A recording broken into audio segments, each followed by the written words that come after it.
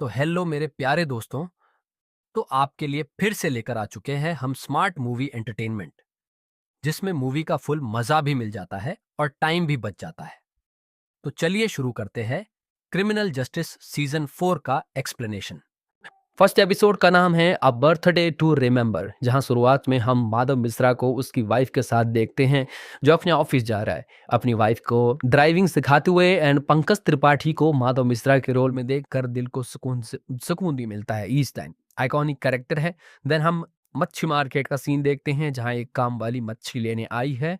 कहानी माधव मिश्रा के ऑफिस की तरफ दिखाई जाती है जहां माधव एक कॉरपोरेट कंपनी से जुड़ चुका है, उसका परमानेंट लॉयर बन के, जिसका नाम है CLU, जो शायद एक बीमा कंपनी, इंश्योरेंस कंपनी है शायद। और माधव इंश्योरेंस क्लेम्ड क्लाइंट से डील कर रहा है नेगोशिएशन करने में, जिसका काम इस क्लाइंट को सेटिस्फाई करने का है ताकि केस कोर्ट तक ना पहुंचे और यहीं कुछ पैसे ले दे के रफा दफा हो जाए। और माधव ने सस्ते में निपटा भी दिया, जिससे खुश होकर इस कंपनी के ओनर ने माधव को जीत ही महंगी कार गिफ्ट भी करी है, जिसे देखकर माधव की बीवी खुश भी हुई है। लेकिन अब माधव जी के अंडर में एक असिस्टेंट और आ चुकी है, तो मिश्रा की टीम अब बड़ी हो चुकी है। तभी कहानी फोकस करे जाती है डॉक्टर राज नागपाल के घर में, जहां राज के हाथ में एक डेड बॉडी दिखती है जो बिल्कुल खून से लथपथ है। और यही मर्डर केस अब सभी के गले की हड्डी बनने वाला है। कहानी फोकस करी जाती है 24 घंटे पहले, यानी मर्डर वाले दिन के एक दिन पहले, जहां हम एक मेंटल डिसऑर्डर लड़की को देखती हैं जिसका नाम ईरा नागपाल है। और आज उसका 13th बर्थडे है। एंड राज नागपाल एंड उसकी बीवी अंजू नागपाल मिलकर ईरा को पियानो गिफ्ट करते हैं, क्योंकि ईरा को पियानो काफ़ी पसंद भी है। तभी ईरा अपने फादर से प्रॉमिस और लेती है इस बार कश्मीर घूम कर लाने का, स्नो दिखाने का। ईरा को बीमारी है हाइपोग्लाइसीमिया की, जिसकी वजह से वो अंडर कॉन्फिडेंट रहती है एंड आई कांटेक्ट करके बात नहीं करती है किसी से भी। तभी एंट्री होती है ईरा की पर्सनल टेक केयर रोशनी माथुर की, जो ईरा का बर्थडे विश करती है और एक खास प्रेजेंट भी देती है। एंड यहाँ हमें पता चलता है कि रोशनी और राज के बीच में खुल्लम खुल्ला कुछ लोचा चल रहा है, जस्ट उसकी बीवी के सामने। तभी एक बात और पता चलती है, राज और अंजू सेपरेटेड हो चुके हैं, जो डिवोर्स की प्लानिंग भी कर रहे हैं। दैट्स वाई रोशनी और राज के बीच में गुल्लू बुल्लू देखने को मिल रहा है। ईरा पियानो बजाते हुए अचानक बेहोश हो जाती है। राज एक बहुत बड़ा सर्जन डॉक्टर है जो उसी दिन एक सर्जरी भी अटेम्प्ट करता है। तभी इराक का पर्सनल डॉक्टर बताता है कि उसे लो ब्लड प्रेशर की वजह से अनकॉन्शियसनेस आ गई थी। तभी रोशनी विराज के ऑफिस में आ जाती है, जो ईरा के डॉक्टर से रिपोर्ट पूछती है, जिसका कहना है कि रिपोर्ट अच्छी है, चिंता की कोई बात नहीं है। देन हम रोशनी और राज के बीच में छोटा सा लव मोमेंट भी देखते हैं, जहां राज रोशनी को शाम को बर्थडे पार्टी में इनवाइट भी कर रहा है। पर रोशनी के अंदर हिचक भी है, क्योंकि वहां सारे राज और अंजू के फैंस आएंगे एंड उसे डर है लोगों से जज होने का, क्योंकि एवरीवन नोज शादीशुदा मर्द की गर्लफ्रेंड को हमारी सोसाइटी में कैसे जज करा जाता है। शाम होती है, पार्टी शुरू होती है, रोशनी की एंट्री होती है जो पिंक साड़ी में काफी खूबसूरत भी लगती है। राज रोशनी का इंट्रो अपने फैन से करवाता है, जो उन दोनों की लेग पुलिंग भी कर रहे हैं, उन दोनों का अफेयर डॉक्टर नर्स फैंटेसी बोलकर। लेकिन रोशनी कुछ बातें सुन लेती है, रोशनी की मजाक उड़ाते हुए, जो अंजू को बेटर बता रहे हैं रोशनी से, क्योंकि उसने भी पिंक साड़ी ही पहनी है और वो भी खूबसूरत लग रही है। और राज के सारे फ्रेंड्स अंजू को काफी एडमायर भी करते हैं, यानी उसकी रियल बीवी को, जो कि रोशनी को जेलिसी भी फील हुई थी। देन केक कटिंग होता है, जहां रोशनी एज स्टेप मदर वाली फीलिंग से ईरा के बगल में और राज के बगल में खड़ा होना चाह रही थी, पर फैमिली इज फैमिली और वो किनारे कर दी जाती है, जो और इंसल्टेड फील करती है। एंड रोशनी अपने फ्लैट की तरफ निकल जाती है, जो कि नशे में है और थोड़ा गुस्से में भी। लेकिन यहाँ एक बंदा रोशनी की वीडियो बनाते हुए देखा गया था चोरी छुपे। देन सीन चेंज होता है और हमें मर्डर वाले दिन का रूटीन दिखाया जाता है, जहाँ रात सुबह 6:45 पे उठता है। उसमें रोशनी को काफ़ी मैसेज कर रखे हैं, पर उसने कोई भी रिप्लाई नहीं दिया है। देन रात जॉगिंग पर चला जाता है, लेकिन अनहेल्दी फील करते हुए 7:25 पर वो वापस फ्लैट को आ जाता है। एंड 7:40 पर काम वाली बाइक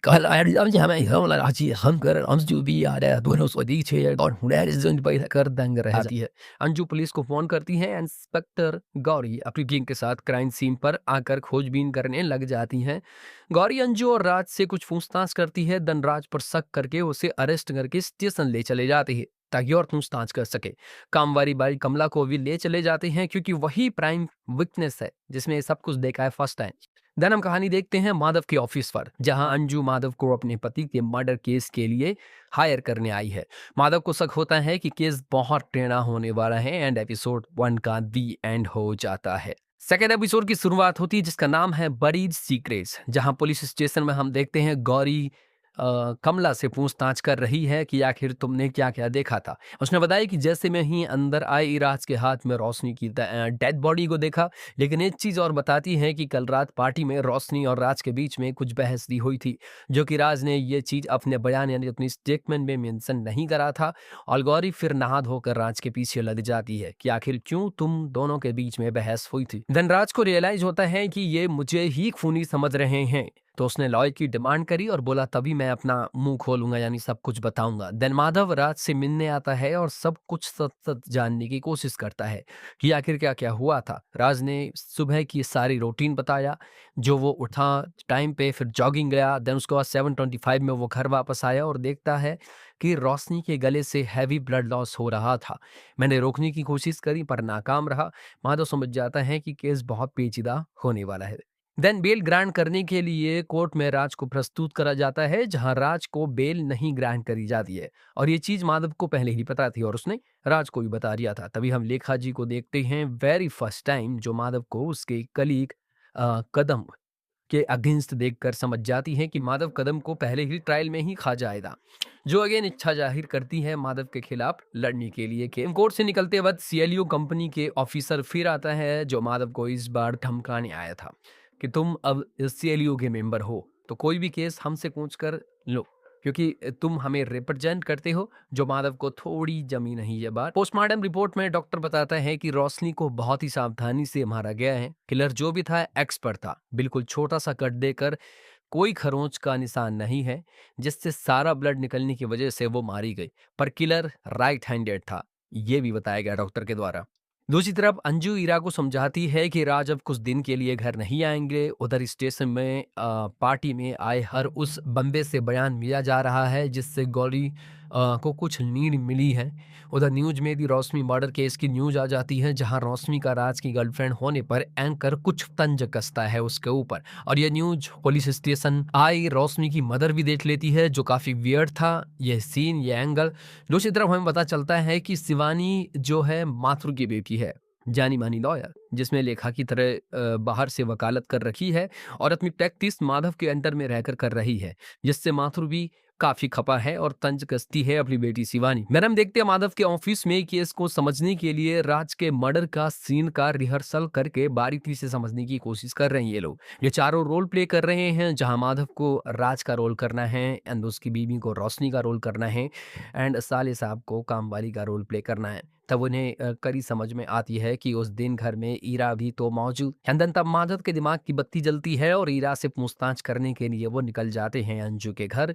दूसरी तरफ गौरी भी मर्डर वेपन ढूंढने अगेन क्राइम सीन पर पहुंच जाती है, जहां इन चारों की मुलाकात एक साथ होती है, जो कि राज के अवार्ड यानी स्कैल्पल को ढूंढने गई थी, क्योंकि उसे शक है कि इसी स्कैल्पल के कांच के टुकड़े से रोशनी को मारा गया था, छोटा सा कट देकर।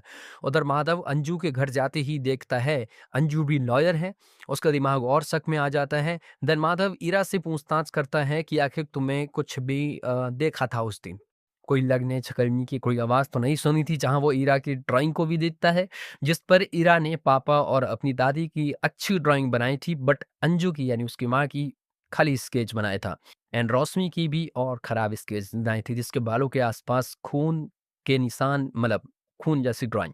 उधर गौरी को पता चलता है कि जो कचरा वाला है वो मर्डर वाले दिन भी राज के घर से कचरा लेकर गया था एंड गौरी को तलाश थी स्कैल्पल की, जो कि इस कचरे के ढेर में ही होने वाला है और इसमें से उस छोटे अवार्ड स्कैल्पल को ढूंढना है।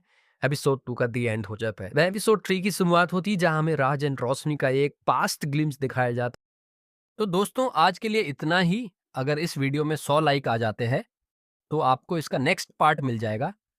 तो जल्दी से वीडियो को लाइक कर दीजिए और चैनल को सब्सक्राइब कर दीजिए।